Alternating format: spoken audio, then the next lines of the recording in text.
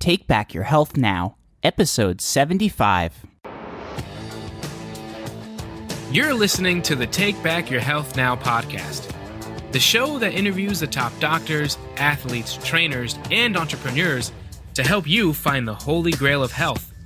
Now here's your host, Dr. Dan Margolin. Hey, this is Dr. Dan Margolin with another segment of Take Back Your Health Now, where we pull out all the stops in search of health's holy grail. I'm very excited today. We have Dr. Travis Zigler. He is on a mission to end preventable blindness. In 2010, he graduated from the Ohio State University College of Optometry with Magna Cum Laude honors. He went on to own 2 optometry practices in South Carolina, specializing in difficult-to-fit contact lens patients and dry eye, but soon found his passion for entrepreneurship. In 2015, he started iLove, an eye wellness company with a mission to end preventable blindness. Along with his wife, Jenna, they continue to work part-time in optometry and build iLove with the goal of eventually opening free clinics in the U.S. and abroad. Because this is amazing, 703 million people are blind due to a lack of glasses. I had no idea about this. They give a portion of all profits back to those who can neither afford nor obtain eye care in Jamaica and South Carolina. When he's not working on iLove or in clinic, he enjoys traveling to Jamaica, running, and playing the ukulele while he drinks his morning coffee. Dr. Zigler, welcome to the show, sir. Hey, Dr. Dan. Glad to be here. Well, I'm really excited to have you on board, Dr. Zigler. So, first of all, I had no idea that blindness caused by lack of having glasses and stuff was even a thing. I just never even considered it till I started reading your works and looking into what you're doing. Can you just go back a little? How did you get started in optometry? Just give us the history, and then how did you get into this whole thing? So all credit has to go back to our parents. I think that's pretty typical, but back in undergrad, when I was at Ohio State University, my parents, I was looking into healthcare. I was looking at veterinarian, becoming an MD, and then optometry as well. My uncle is a practicing optometrist in Columbus, Ohio, where Ohio State is. So my parents kind of said, "What have you thought about optometry?" And I hadn't yet. And they said, "Well, why don't you start working for your uncle and see how you like it?" And so I started working for him in 2003. I ended up working there as not an optometrist, but just as a kind of an ophthalmic technician for about 7 years until I graduated optometry school in 2010. And so he kind of pushed me in that path of optometry. My parents hinted to the path, and then my uncle kind of but he inspired me to go into optometry, and loved 4 years in optometry school at Ohio State, and then graduated in 2010. I then worked for him for 5 years until 2015. And that's when my wife and I went off on our own, and we moved from Ohio down to where I am currently in South Carolina. We opened up 2 clinics pretty much cold, which means you pretty much start it with no real patients or anything. It was actually rough. That's rough. I've done that myself. Absolutely. Yeah, it was actually a practice that was going downhill, and we took it as an opportunity to challenge ourselves, and we revamped both the practices, ended up selling one about a month ago. And now we just have the one. I work a day and a half a week. My wife works 2 days a week. And then we have 5-day weekends, which is incredible. And then we get to work on our e-commerce store. So don't think we're just relaxing. We're working on iLove. No, I'm sure you are. I'm sure you are. You know, I was listening to some of your videos and stuff, and you in one of them you told a story about how I guess you went to Jamaica, and I wasn't completely sure. So there was some sort of a clinic thing that you went with through optometry school or whatever, and there was a clinic where you were donating time to individuals that needed the care. And then you met one gentleman who had a real severe problem, and that changed your whole viewpoint. Could you just go into that story a little bit? Yeah, it's actually funny. We were in Ecuador. This is our first mission trip we ever went on, and we were down in Guayaquil, Ecuador. And I remember day 2, we were in clinic, and we always kind of triage the line when we drive into clinic on the bus.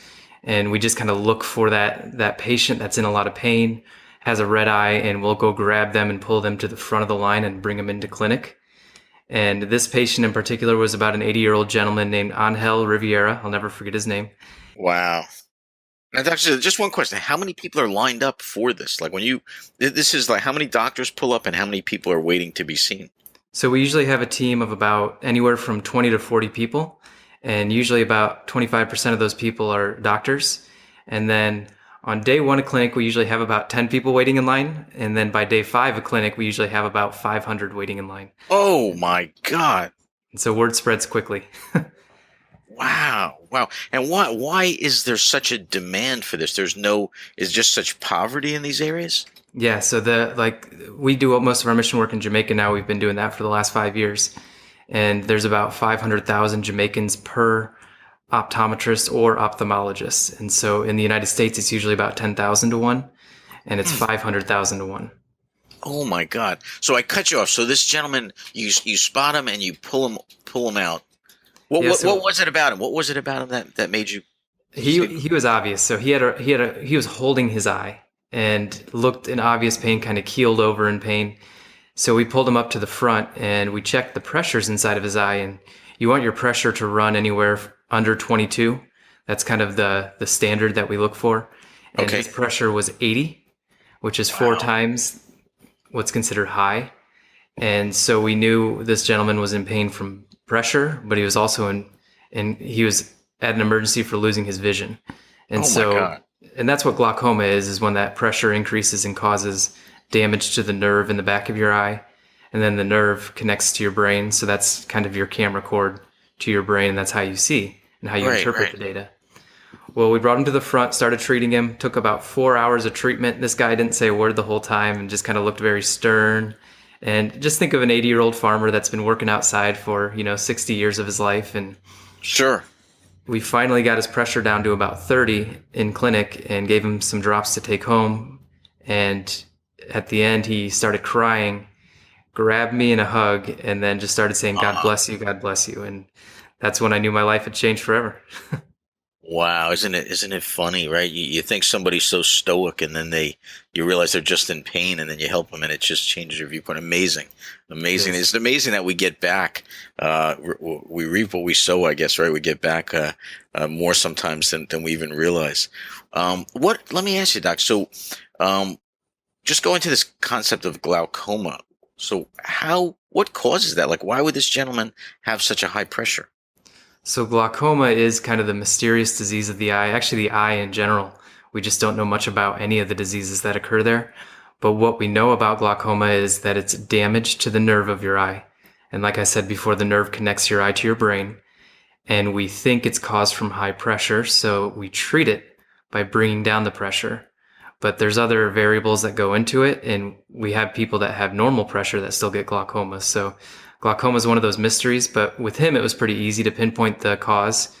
And you have fluid that's pumped into your eye, and then it drains out of your eye. And if that drain gets clogged, the fluid's going to back up and cause the pressure to spike and increase. Okay. And that's going to cause an emergency situation. That's what he was in. We unfortunately weren't able to get his sight restored because he had already lost it, but we got him pain-free. And that's what was important for him, was that he was pain-free, and he still has the other eye. So we just gave him protection, and then eye protection like sunglasses that could take impact, glasses that could take impact, and then we gave him drops to take in that eye to help bring down the pressure to prevent this from happening again. Is that what when you're saying you brought down his pressure from 80 to 30, you're using eye drops at that point? Is that what you're eye drops and then oral medication as well. And how does that work? How does it actually take the pressure down? So we talked about how fluid is pumped in and then it's drained out. And so the drops work by either stopping the fluid from going in or increasing the drainage coming out. Oh, I gotcha. Okay. So we actually use multiple drops to do both mechanisms. Whereas if we treat somebody for glaucoma here in the States, we'll give them a drop that does one or the other. And it sounds like it's a fairly immediate process. It can be. So in that case, you're dropping them every 10 minutes or so.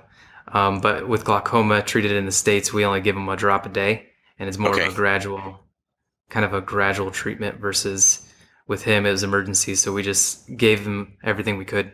You just hit him with the kitchen sink. Understood. Yeah. So you get this reaction from him and you realize your life's work. Where do you go from there? How does that start to change who you are and what you do? So that was actually going into my 4th year of optometry school. And actually my 3rd year going into optometry school. And then in our 4th year, I still remember this, my clinical professor, she actually just won Faculty Member of the Year nationally. And so this speaks to how well she is and how well she taught. And her name is Dr. Jackie Davis, and she did a free clinic for Ohio State. And so we do in our 4th year externships. And one of my rotations was with her at this free clinic. And I remember her saying she sold her private practice to do what she's doing now. And I was like, I don't understand that. Why would you ever want to sell your private practice to do free clinics? And she's like, you'll understand it one day. Wow. And the funny thing is, it was just a month ago when we sold our private practice. I sent her an email explaining that conversation we had with her, that I had with her, and how I never realized how much it would change my life and how much I would actually listen to her 6 years, 7 years later. Amazing, right? Amazing. So well done. Well done. Well, let me just when you sell your practice, where do you go from there? Because that's tough, right? This is how you're making your income. This is how you're treating patients. Did you just explain the process? Because it's really quite fascinating to me. I know, being in private practice myself, I do spend some time treating patients and stuff like that. And how do you transition to other things? So my wife and I, when we moved to South Carolina, we started 2 practices. One a private practice, one considered a commercial practice because it's inside a Walmart. We still own the practice, but we just rent the space from a Walmart.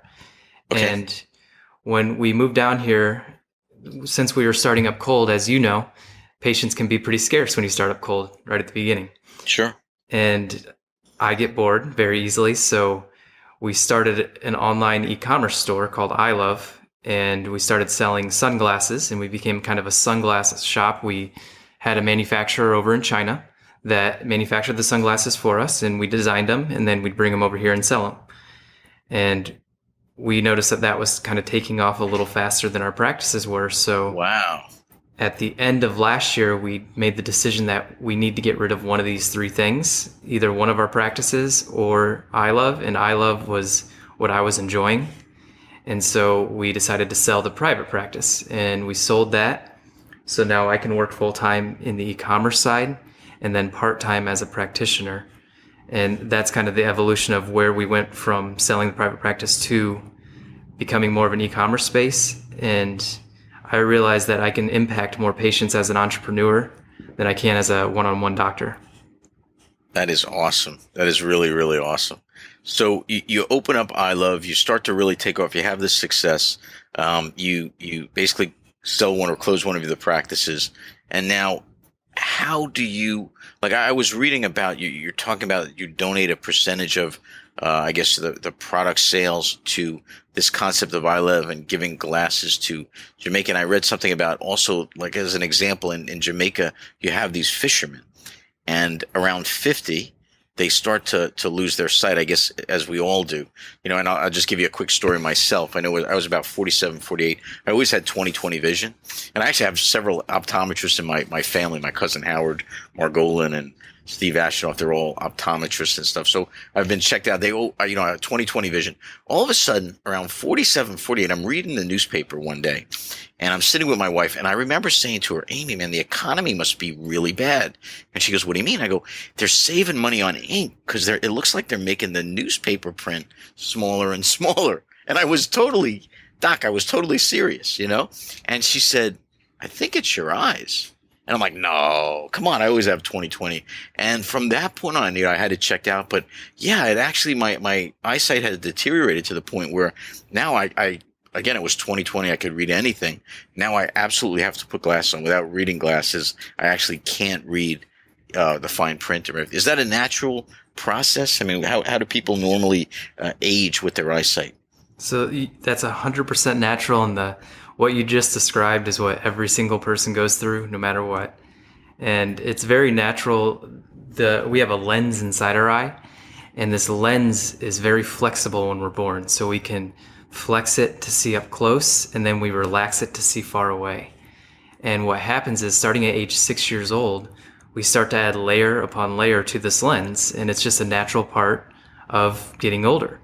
And as these layers start to build up, they start to hit us around the age of 40, where they become so thick, or that lens becomes so thick, that you can no longer bend it as well as you used to. And so remember, I said that we bend it to read, and we Yes. relax it to see far away. And so through your 40s, you start to lose that ability to see up close, so you start to grab reading glasses between the age of 40 and 50. Now, when you hit your 50s, that lens starts to get so thick that it starts to affect your distance and your reading glasses. And your reading. So then you'll have glasses for both distance and for reading eventually. And that's just a natural thickening of that lens. Is there any way to prevent that through vitamins or exercise? Is there anything actually that you could do to slow that down and prevent that? There's actually some neat research going into it that is looking at an eye drop that will help keep the flexibility of the lens and also to prevent cataracts. Because if we go another 20 years into the future or 10 years into the future, after that lens gets thicker and thicker, it actually starts to become cloudy, and that's what a cataract is. It's just and again, both, you know what you're saying is exact. Both my parents have had the cataract surgery. My dad actually had cataracts in his late 40s. And I think he was one of the first people where, I guess before they did the implantable, they put a lens in at that point. He was one of the first people to have that done. But before that, correct me if I'm wrong, but you would wear a fairly thick pair of glasses before that. Is that true? That is correct, because your lens is very powerful. And so if you did not have a lens put in, you'd have very, very thick glasses, and it just wouldn't be enjoyable to even wear the glasses. Yeah, now, I mean, honestly, he has 20/20 vision. He has no glasses, and you wouldn't even know. I mean, it's amazing. My mom, same thing. She literally just had the surgery about a year ago, and she's like, Dan, they gave me back my sight, you know? Yep. So it is amazing. So as far as cataracts and as far as this thickening, there's potentially some drops coming out that would increase that flexibility. Will that also stop you from getting cataracts? That's the goal of the drops. These are very, very new studies. I think they're doing the studies on dog eyes right now, because dogs go through the same process. And you've probably seen a dog with a white opaque eye, and that's usually just a cataract. Wow.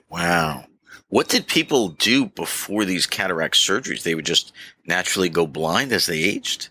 Yeah, and so we talked about the 703 million people that are blind due to lack of glasses. Yeah.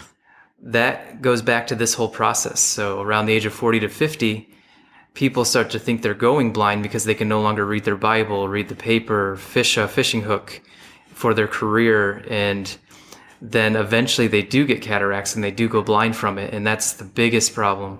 Or that's probably the second biggest problem in these third world countries, is the lack of glasses being number one.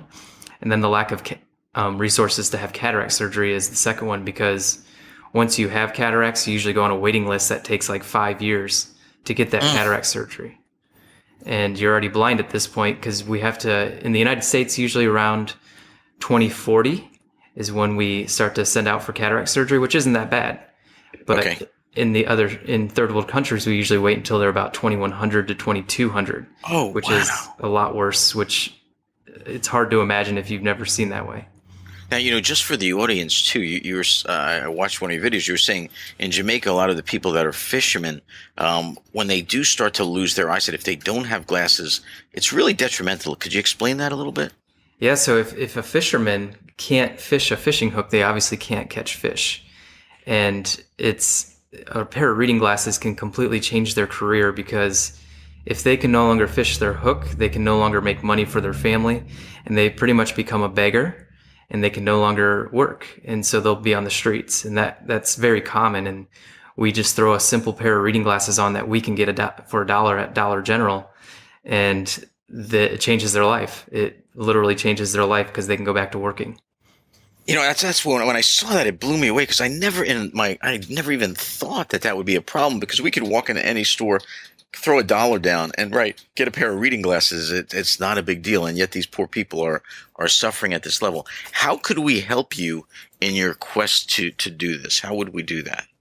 So we started iLove with the mission being to donate profits back to those in need, and we created a charity around that too. So we take the profits from iLove and we donate it to our foundation, I should call it. It's called the iLove Cares Foundation, and that's at ilovecares.org. And you can donate directly to the foundation as well. But then the foundation helps us with these clinics and helps us with our trips. So the practice that we have in South Carolina now, we actually don't take any insurance, and it's a cash-only practice, and it's a pay-what-you-can practice. And so what we do is we give you the suggested price of what you should pay for your exam. And it's pretty much pay whatever you can. So we'll say, hey, it's $100 for today's exam. Somebody comes to me and says, hey, I'm out of work right now. I can only afford $10. And I'll say, that's fine. Just pay whatever you can. And that's pretty much the model we went with.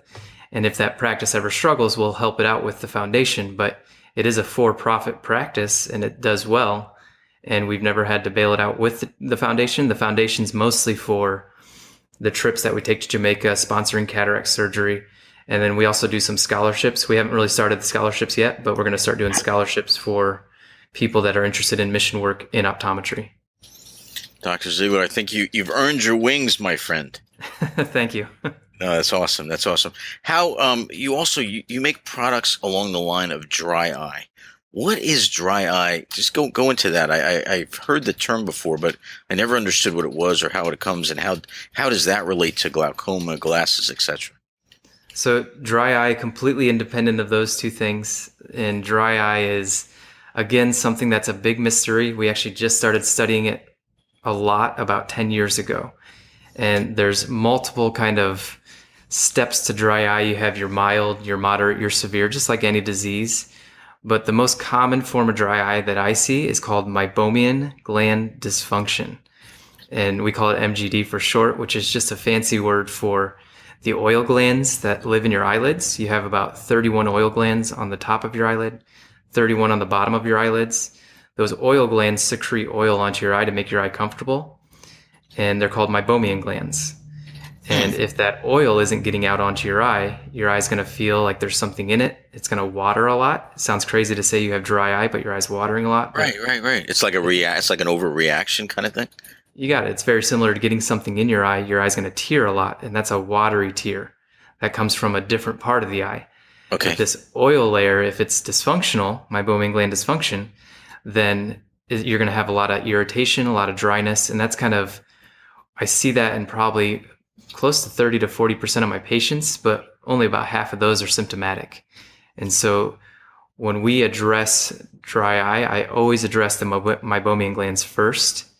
And that's where we take treatment first to see if we can solve it naturally. And what are the products that you actually use to do that? Like, what are the natural products? So I always talk, I loved your podcast you had on just a couple episodes ago about the guy talking about a vegan diet. Yes. And we talk dietary modifications a lot with our patients. Really? And increasing omega-3 fatty acids, increasing leafy green vegetables. Omega-3 fatty acids, a lot of people know them as fish oil. And fish oil is great because you're putting a better oil into your body, which is going to create a better oil coming out of your body, including those meibomian glands and the oil glands. But you're also decreasing inflammation, which we know that dry eye, a big part of dry eye is inflammation. And Really? So one of the first things we always do is put somebody on dietary modifications by increasing omega-3s and increasing leafy greens, just because the leafy greens have carotenoids, which are just really powerful antioxidants. And antioxidants, of course, decrease inflammation, decrease cancer risk. They do a lot. And so leafy green vegetables, colorful vegetables is what we kind of push first. And we try to tell people that to decrease their meat consumption and dairy consumption. Where I live, it's pretty much impossible to tell somebody to go on a vegan diet because I live in the South. So it's a little hard there. Yes. And then some other natural things you can do is eliminate offending agents like medications. So antihistamines, hormone replacement, birth control, those all cause drying, blood pressure medications. And so if you do the dietary modifications, that usually will eliminate the systemic medications that you're taking. Now, Doctor, let me ask you a question. I've always heard that high blood pressure could cause eye problems. You're saying the blood pressure medication itself can create the situation? Yeah, the blood pressure medications, especially things like Lasix, those are going to cause dryness.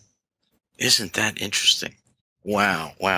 You know, this is going to sound like a silly thing, but I've seen on the internet these ads for exercises for your eye where you can throw away your glasses. Is any of that true? No. Okay. So that's just baloney. Okay. What you're doing is you're just strengthening the muscle that bends the lens of your eye. Going back a couple minutes ago that we were talking about the lens flexibility. That's what those eye exercises do. They just strengthen that muscle.